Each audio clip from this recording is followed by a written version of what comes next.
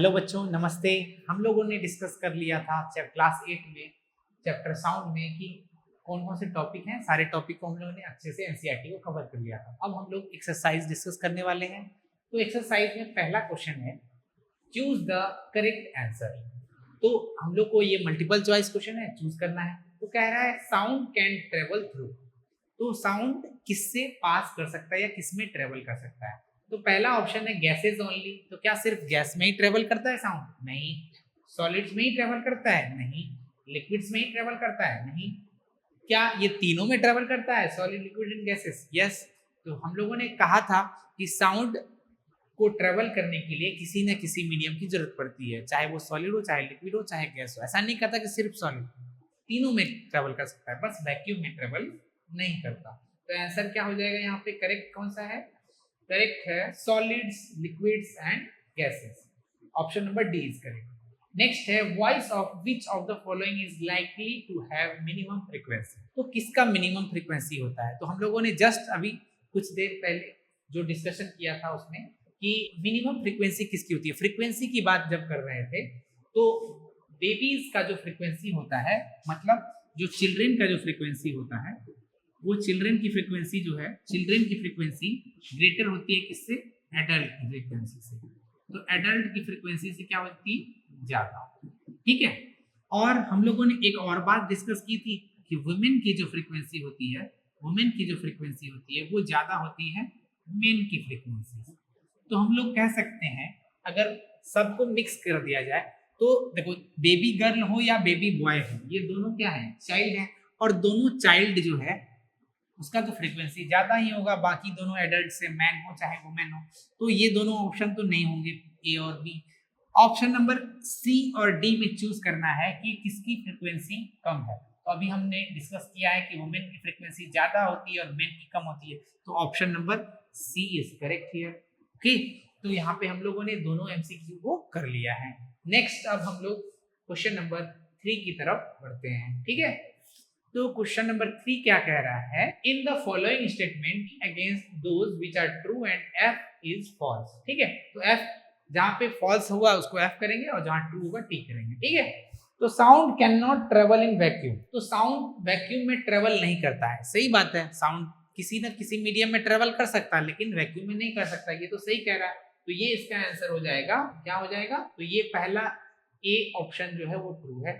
कह रहा the number of oscillations per second of a vibrating object is called its time period. नहीं, हम लोगों ने कहा था कि the number of oscillation by per second by of a vibrating object is called frequency, not time period. यहाँ पे time period लिखा हुआ है तो ये रॉन्ग है, इसीलिए ये फॉल्स स्टेटमेंट है।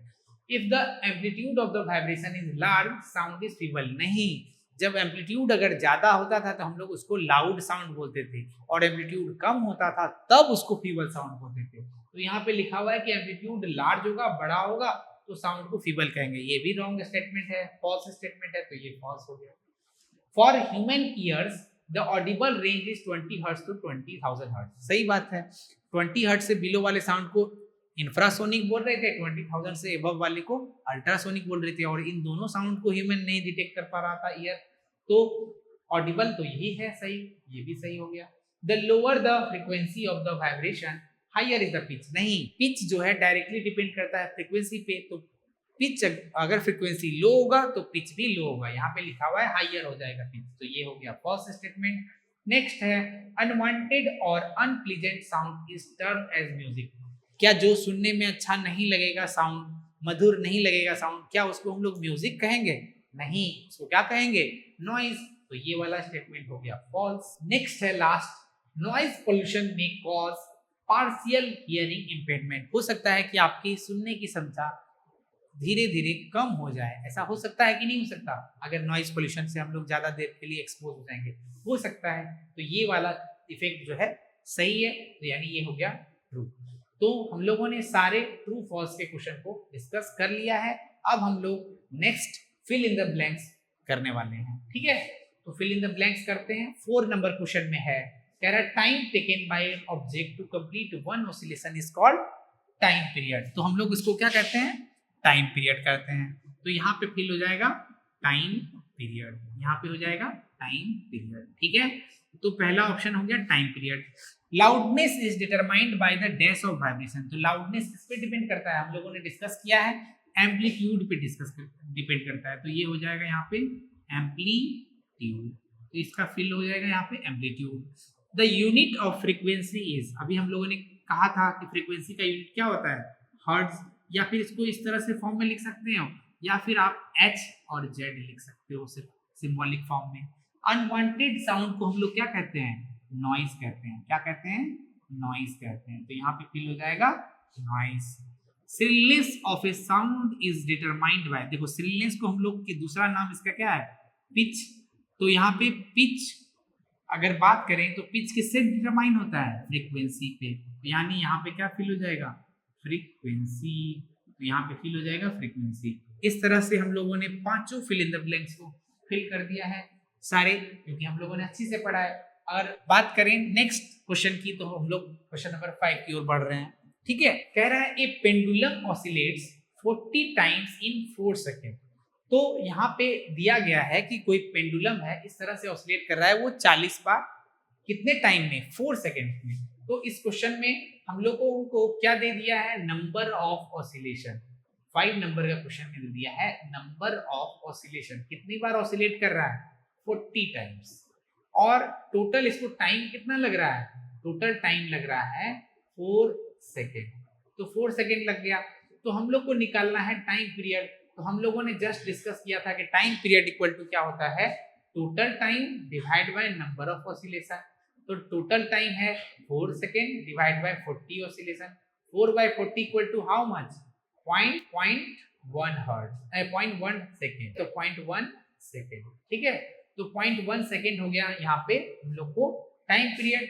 और अगर हम लोग फ्रीक्वेंसी की बात करेंगे तो फ्रीक्वेंसी इक्वल टू क्या होता है, आपको पता है, number of oscillation divide by total time, number of oscillation है 40 डिवाइड बाय 4, तो यहाँ पे करेंगे 4 10 जा 40, तो यहाँ से 10, और फ्रीक्वेंसी का यूनिट क्या होता है, हर्ट्ज, तो यहाँ से फ्रीक्वेंसी भी आ गई और टाइम पीरियड भी आ गया, तो दोनों बन गया मेरा question. Question number 5 is discuss. ठीक है, नेक्स्ट अब हम लोग क्वेश्चन नंबर 6 की तरफ बढ़ रहे हैं। कह रहा है the sound from a mosquito is produced when it vibrates it wings at an average rate of 500 vibrations per second. तो हम लोग को मॉस्किटो के बारे में डिस्कस कर रहे हैं कि मॉस्किटो जो है साउंड प्रोड्यूस कर रहा है कैसे, अपने पंखों को फड़फड़ाकर, और वो कितना बार वाइब्रेट कर रहा है, 500 बार वाइब्रेट कर रहा है, वो भी 1 सेकेंड में। तो 1 सेकेंड में कोई भी ऑब्जेक्ट जितना बार वाइब्रेट करता है उसको क्या कहते हैं, फ्रीक्वेंसी। तो हम लोग को इस क्वेश्चन में क्या दे दिया गया, फ्रीक्वेंसी दे दिया गया। फ्रीक्वेंसी इक्वल टू क्या है, 500 vibrations per second, vibrations per second.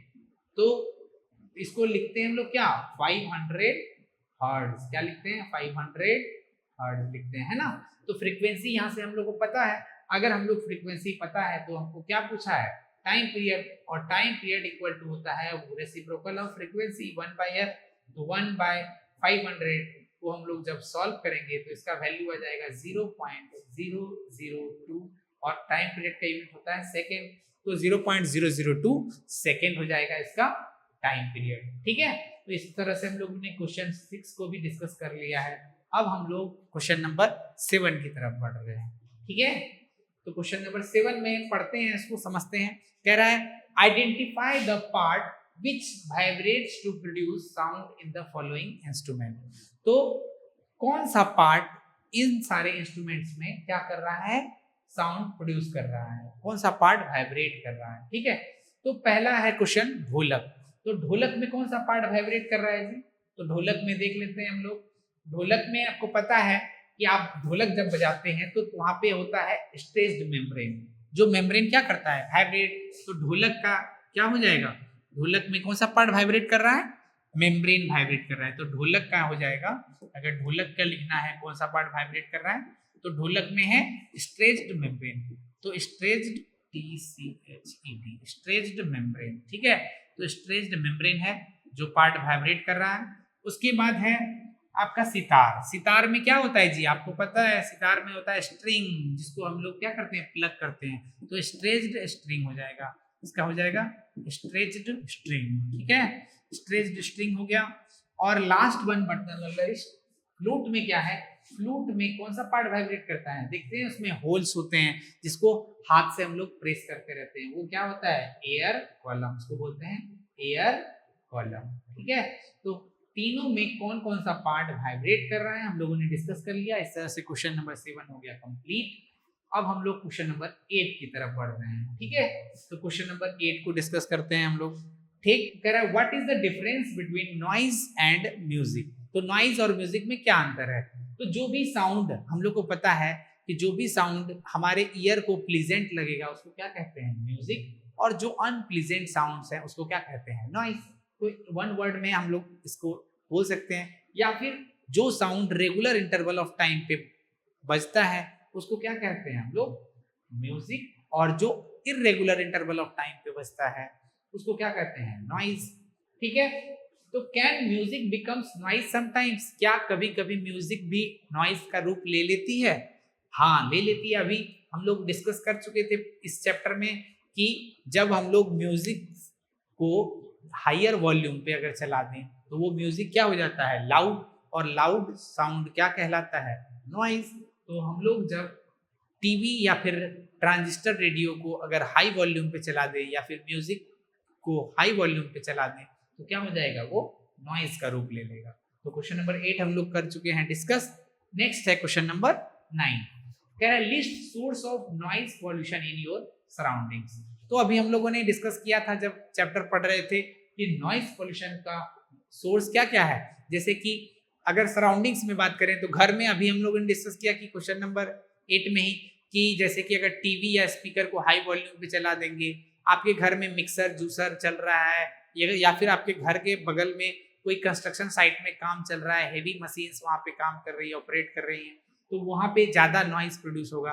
मान लीजिए ट्रैफिक है तो ट्रैफिक में बहुत सारा हॉन्किंग हो रहा है, बहुत ज़्यादा हॉर्न का प्रयोग हो रहा है, तो वहाँ पे भी क्या होगा, नॉइज पोल्यूशन क्रिएट होगा। या फिर बस्टिंग ऑफ क्रैकर, अगर मान लीजिए पटाखा बहुत तेज एक्सप्लोजन हो रहा है तो वहाँ पे भी क्या होगा, नॉइज पोल्यूशन होगा, है ना। तो ये सारे क्या है, सोर्स है नॉइज पोल्यूशन के, तो ये हम लोगों ने डिस्कस कर लिया। नेक्स्ट है क्वेश्चन नंबर 10, कह रहा है explain in what way noise pollution is harmful to human. तो ह्यूमन को किस तरह से क्षति पहुंचाता है नॉइज पोल्यूशन। तो हम लोगों ने डिस्कस किया था कि ये लैक ऑफ स्लीप, मतलब हमको सोने में कठिनाई हो सकती है, मतलब जब सोने जाएं उस टाइम में कोई लाउड स्पीकर चला दिया तो हम लोग को क्या होगा, तो सोने में असमर्थ हो जाएंगे और नहीं सो पाएंगे, तो हमें लैक ऑफ स्लीप हो जाएगा, ठीक है। कम सोएंगे तो हम लोग को तरह तरह की बीमारी हो सकती है, हाइपर टेंशन हो जाएगा, एंजाइटी हो जाएगी, हो सकता है कि आपके सुनने की क्षमता घट जाए, यानी पार्शियल हियरिंग इम्पेयरमेंट हो सकता है, या फिर हम लोग बोल सकते हैं कि टेम्पोररी हियरिंग इम्पेयरमेंट और परमानेंट हियरिंग इम्पेयरमेंट भी हो सकता है, ठीक है। नेक्स्ट है क्वेश्चन नंबर 11 में कि your parents are going to buy a house, they have been offered one on the roadside and another 3 lanes away from the roadside, which house would you suggest your parents should buy, explain your answer। तो हम लोगों ने पढ़ा है कि noise जो है जहाँ पे नजदीक में अगर कोई, मान लो आपका घर रोड साइड में है तो रोड साइड में बहुत सारे गाड़ी चलते हैं, तो वो गाड़ी हॉर्न हॉन्किंग के कारण क्या होगा, नॉइज क्रिएट करेंगे और हम लोग को बहुत सारे हेल्थ डिसऑर्डर हो सकते हैं। तो हम लोग क्या करेंगे, जो घर मेरा रोड साइड से 3 लेन छोड़ के है तो वो घर हम अपने पेरेंट्स को सजेस्ट करेंगे कि वो घर खरीदें, ताकि हम लोग को कम से कम नॉइज पोल्यूशन का सामना करना पड़े। नेक्स्ट है 12 नंबर, लैरिनेक्स को स्केच करना है और उसका फंक्शन बताना है। तो हम लोगों ने कहा था कि लैरिनेक्स क्या है, larynx is also known as voice box of human, and in this larynx there are 2 vocal cords and they are separated by a narrow slit through which air can pass. When lungs forces air through that slit or through that gap, the vocal cords vibrates and human produces sound। तो हम लोगों ने पढ़ लिया कि लैरिनेक्स का क्या function है, और हम लोग स्केच करे हुए हैं एक बार लैरिनेक्स को, हम लोगों ने देखा है किस तरह से है। तो यहाँ पे हम लोग देख लेते हैं, यहाँ पे देखिए इस तरह से हम लोगों को डायग्राम देखने को मिला था लैरिनेक्स का। एक मिनट हम दिखा रहे हैं, ये देखिए ये डायग्राम है लैरिनेक्स का। तो ये डायग्राम हम लोग समझ लिए हैं कि ये दोनों पार्ट, ये दोनों क्या है, वोकल कॉर्ड्स हैं, वोकल कॉर्ड्स, और वोकल कॉर्ड से अटैच है क्या, कुछ मसल्स, और मसल्स क्या करते हैं इसको थिन और लूज करते हैं या टाइट और लूज करते हैं, जिसके कारण क्या होता है, वोकल कॉर्ड्स अलग अलग क्वालिटी का साउंड यूज करते हैं। तो ये हो गया लास्ट। अब हम लोग क्वेश्चन की तरफ बढ़ रहे हैं। 12 तक हो गया डिस्कस। लास्ट क्वेश्चन है 13 नंबर क्वेश्चन। तो देख लेते हैं 13 नंबर क्वेश्चन क्या कहता है। क्वेश्चन नंबर 13 कह रहा है कि lightning and thunder take place in sky at the same time at the same distance and from us. Lightning is seen earlier and thunder is heard later. Can you explain why? तो देखते हैं जब बिजली चमकता है तो हम लोग को उसका जो कड़क का आवाज होता है वो लेट से सुनाई देता है, लेकिन चमकने का तो हम तुरंत देख लेते हैं बिजली चमकता है। तो क्योंकि लाइट का स्पीड जो होता है 3 लाख किलोमीटर पर सेकेंड होता है, वेयर एज साउंड का स्पीड जो होता है एयर में 330 मीटर पर सेकेंड। तो साउंड का स्पीड कम होने की वजह से वो साउंड जो है थंडर का साउंड हम लोग को लेट से सुनाई देती है, बहुत धीरे धीरे पहुंचती है, और लाइट बहुत जल्दी हमारे आईज तक पहुंच जाती है क्योंकि उसका स्पीड ज्यादा होता है। इसीलिए लाइटनिंग हम लोग जल्दी देख लेते हैं, अर्लियर देख लेते हैं, और थंडर को हम लोग लेट से सुनते हैं। अब हम लोगों ने पूरा क्वेश्चन डिस्कस कर लिया है। इस वीडियो में इतना ही। Thank you.